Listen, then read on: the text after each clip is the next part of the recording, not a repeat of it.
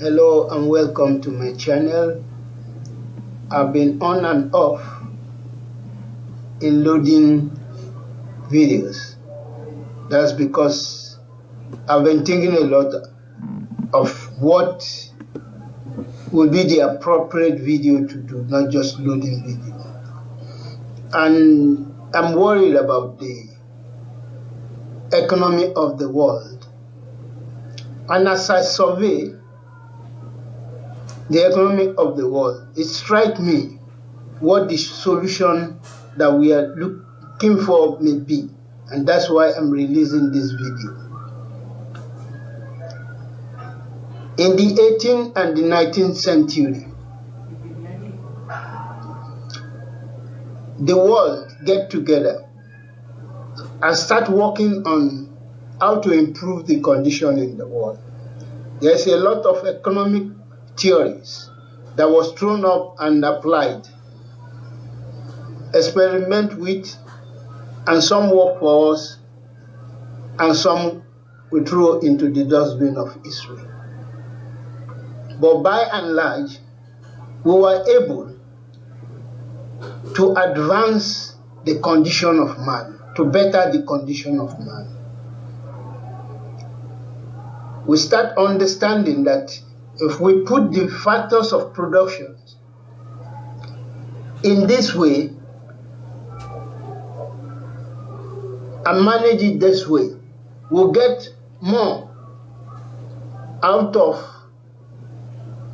whatever we are putting in. And we start studying that as we understood that production in the world get going, the middle class expanded like no man's business.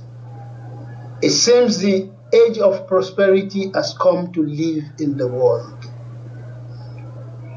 It gets so good that nations decided not to tag their currency to gold anymore because they discover it's acting as a brake to their development. And so they go all out to make sure that they can print as much money as their economy is in need of and expand the economy so quickly. And people start coming up with theories and theories and theories that manage this for us. And the world gets very rich, that people that are called pauper now are living like the kings of the old. And as we have that, we discover that there is still brake being applied. When we borrow money and borrow money and borrow money, we create the central bank and we start borrowing money from them. But unfortunately, the central banks that were created, or like it is called in most places, the Reserve Bank, were not really under the umbrella of the government. They were different entities catching money from the air and borrowing it to the government. And the government needs to pay it back. If it is the government that is printing their money, then there will be no need for paying back. But they don't do that. They have a regulatory body which is owned by certain groups of people. And we pay interest on the money they literally commanded out of the thin air. And when we pay that interest and they continue to borrow us, it becomes too big for nations to bear. And from time to time, the bubble will burst. And then there will be economic catastrophe. And that is what is obtaining now. We need a new way of thinking. We need a new breeds of thinkers that will come up with solutions that will solve this problem. But we have not been able to do that. Everywhere there's bubbles. And one day or the other, this bubble will have to burst because it cannot continue forever. And as I was chewing on this, I was thinking, what can be the best solution for the world? And this solution came to me, that we should look to what Jesus did with feeding people with food that is sourced from a mere boy, and he was able to feed thousands. And at the end of it all, there was left over. It was in the wilderness, and he's been talking to people, ministering to them, healing them, and evening is come, and they have to go. And the city is so far away, and the disciples stopped him and said, listen, Master, we have to allow these people to go before it's darkness here. Otherwise, they won't have anything to eat. And he asked them, why don't you feed them? And they were baffled, because where will the food come from to feed this number of people? And he asked them to ask whoever is having food. And as luck would have it, there was this boy with fish and bread. And he surrendered because they asked of him, you have food? And he said, yeah, I have food. And he gave his food. And the Lord Jesus was able to multiply that by blessing it. And he was able to feed these thousands of people. And the leftovers is a testimony to the success of that program. Why don't we borrow from that program?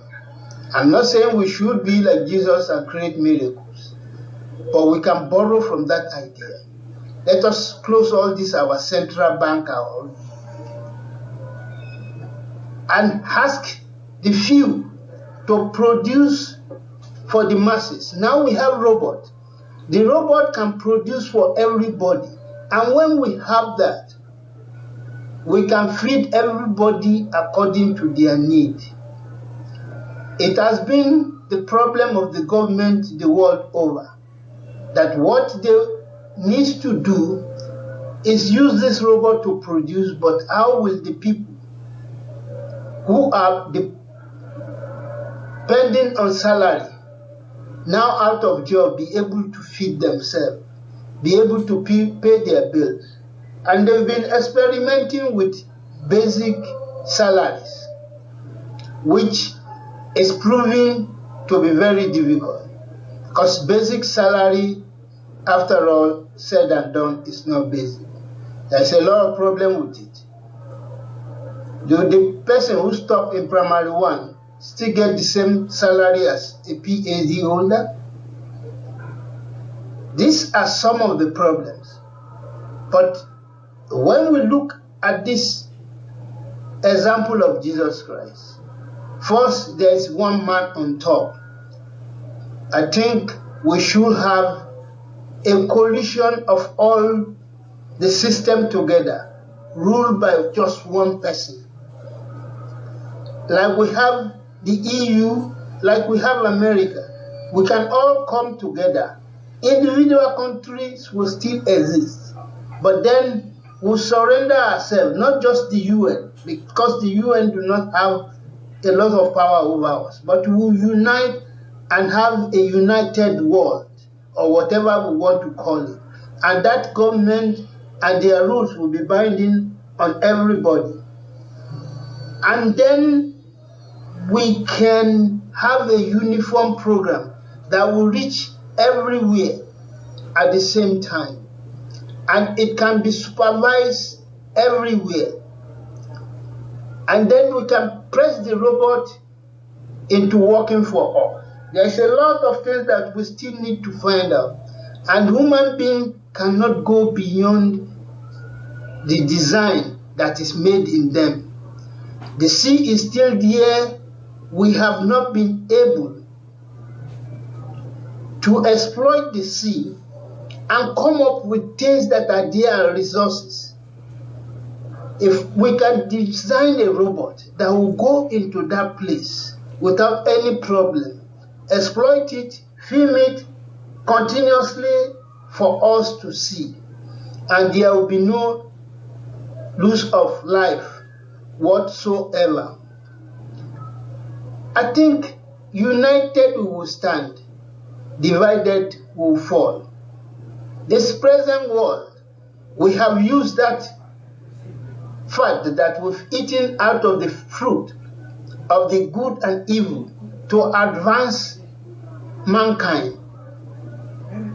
But if you search very deeply, you will see the program is not just for mankind, but for the whole of creation, totality of the created world, whether it's the tree or even the oxygen or the carbon dioxide for that matter.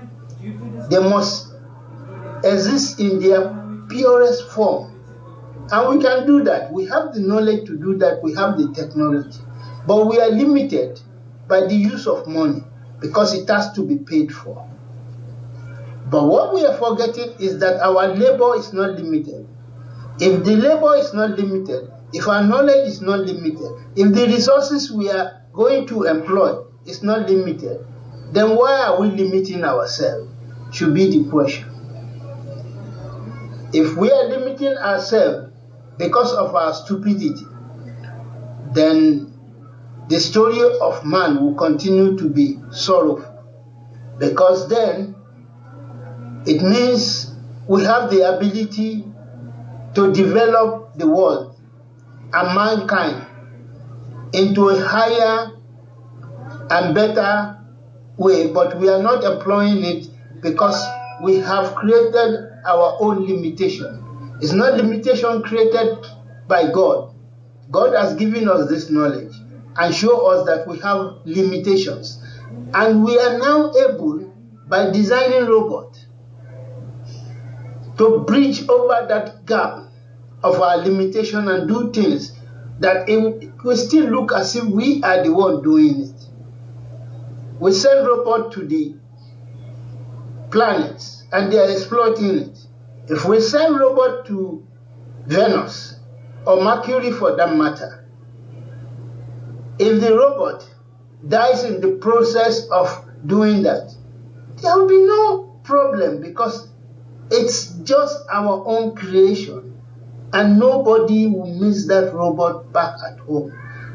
We are sorrowful now about robots that do not function very well because of the money that we put into it. But if there's no money put into it, if we have a united force and we are just doing program because we have to do it, the iron that will manipulate and use in doing this, the other resources that is put into this is given to us free, and more of it is still coming into the world. And if we need more, there's all this planet all around us, which is showing that nobody is there to challenge us. It's ours. Maybe we will not be able to live there, but we will have designs to live there. If a place is so corrosive that we cannot go there ourselves, I'm sure we can develop a robot that will go there and survive. We need to know what is in Jupiter. We need a robot that can be designed to withstand whatever pressure that Jupiter will throw at it and still be able to film what is happening there. We can do it if we try, but we are not trying. We have to look to Jesus, the author and finisher of our salvation. And our salvation do not just mean that when we die we'll go to heaven. That heaven will have to start from here. And the truth of that is that it's a whole package. It's a package that is for your soul as well as your body. God existed in three forms. God existed in Word, which is Jesus Christ. which is the creative force of God that makes everything by the word of mouth. By the word, God commanded everything into being. There is that aspect that is the physical, which we have not been able to come in contact with, which the only person that has seen the glory of it was Moses, and he saw only the glory, not the God. He saw the back of the glory, not even the whole of the glory, the back of the glory as God passed him. That we have not been able to overcome. But then there's the aspect, the spirit, which is the soul of God, which is dwelling among us right now, and we see the manifestation of it. So we go back to Jesus Christ and ask of him to show us the way. This economic model that we are modeling works for some time and it crumbles. The world is in a precarious situation now, not because we cannot produce, but because production has come to a speed that one company can produce everything that the world needs, and there will be no problem. And when we come into that, we have not upped the ante of our economic knowledge to meet the need of this high-speed production. We can move production even into the space and bring back things that will be produced with perfection. All these are medical something can be moved into the space and then produced there. There will be no pollution there, nothing. We can move it to the moon. We can even leave it just in space, producing things and bringing it back for us. So production is no more our problem. Our problem is how to distribute the wealth that comes out of production. Now everywhere you open the news, what you see is retrenchment, collapse of companies, the money the companies are owing, and it's just sorrow, tears, and blood everywhere. CEO jumping and killing themselves, some running away because they cannot meet their debt obligation, the banks collapsing because people owe them too much. We have to be conscious of all this. We have to now put into place a new system that will work for all of us. All this talk about the Illuminati trying to redesign the world and killing a lot of people should be viewed as a complete nonsense, because it's not going to help the world. We have to be united. In unity lies our freedom. If we are not united, we can't go anywhere. And the only way we can be united is by going back to Jesus, who liberated us in the first place, and using this model of the fish and the bread that feed thousands. I'm sure we can feed all the living human beings in the world and feed all the animals and even produce more animals to roam the world. We have the technology for it all, but we need to be united so that it will be one for all and all for one. If we do that, it will be a better world. Thank you.